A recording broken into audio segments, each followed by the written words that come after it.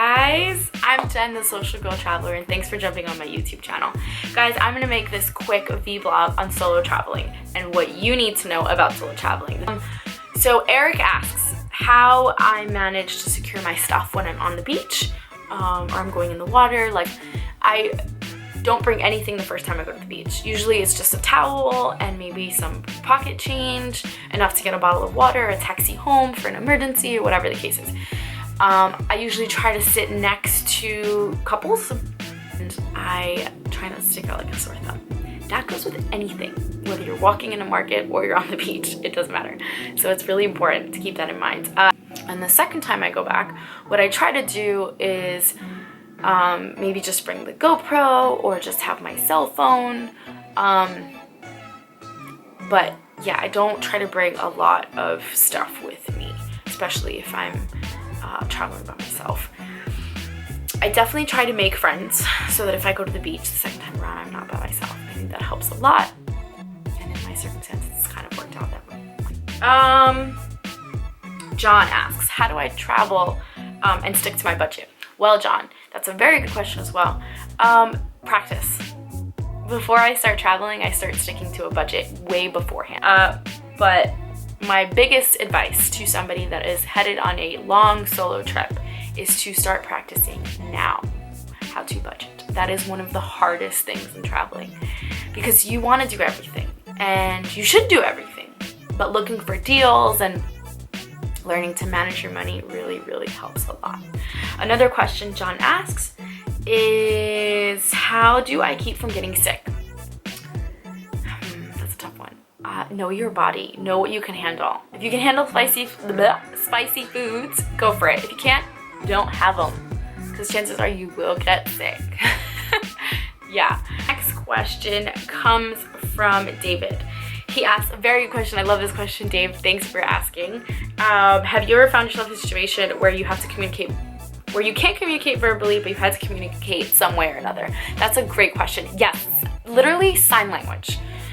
I speak 3 languages: English, Portuguese, and Spanish. I don't even speak Portuguese that good, but I understand it. I speak Spanish very well.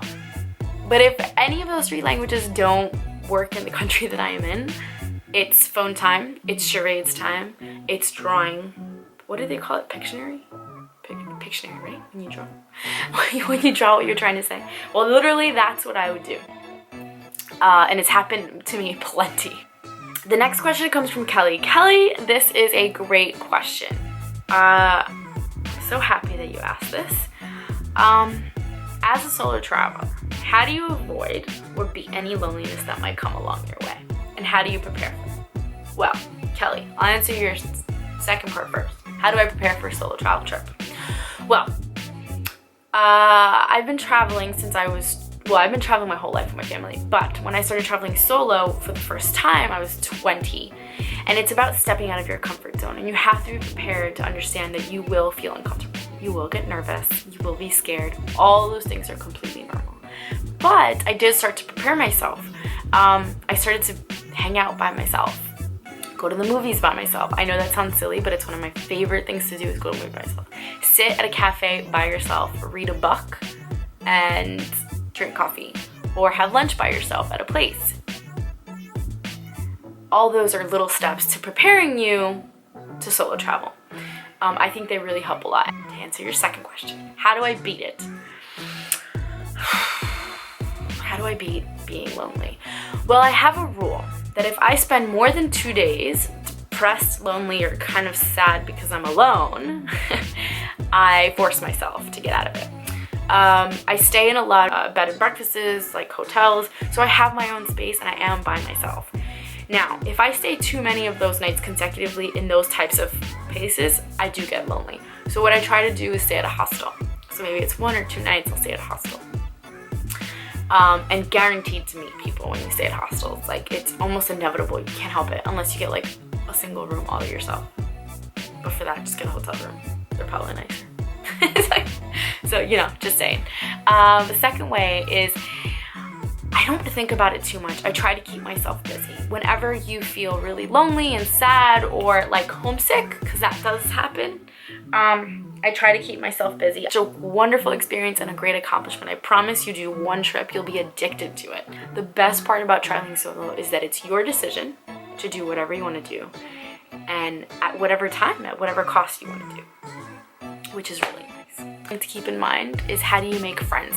I am pretty sociable, but when you travel by yourself, you will meet people. It's kind of like the laws of attraction when they say you really want something and if you think about it, you'll get it, whatever. You will meet people that are traveling solo as well, and the chances of you meeting them are much greater. I've been on trips with friends and family and I haven't met a soul. I've just been within that group because that's what I traveled with. My nose just... and that's great, that's awesome, it's a nice holiday. But when I solo travel, I've met the most amazing people you can possibly think of. Guys, it's been awesome. Thanks so much for jumping on my channel. I hope you enjoyed this short, quick questions answered about solo traveling. If you have any more, comment below. And don't forget to follow me on social media and check out more of my adventures, my solo adventures. If you guys really like this and you want to see something more like this or more in depth, let me know, comment below. I'm looking forward to it. Until then, sayonara, suckers. Just kidding. Okay, bye guys. Hey guys, where do you think you're going? Did you comment below? Did you like my video? Come on guys, get with the program. No, I'm just kidding. Anyways, that was funny. But if you like what you saw and you want to see more of it, don't forget to subscribe below. And don't forget to follow me on my social channels. And don't forget to follow me on Snapchat so you can see all the live craziness that happens in my life. But until then, I'll see you next time, guys. Bye!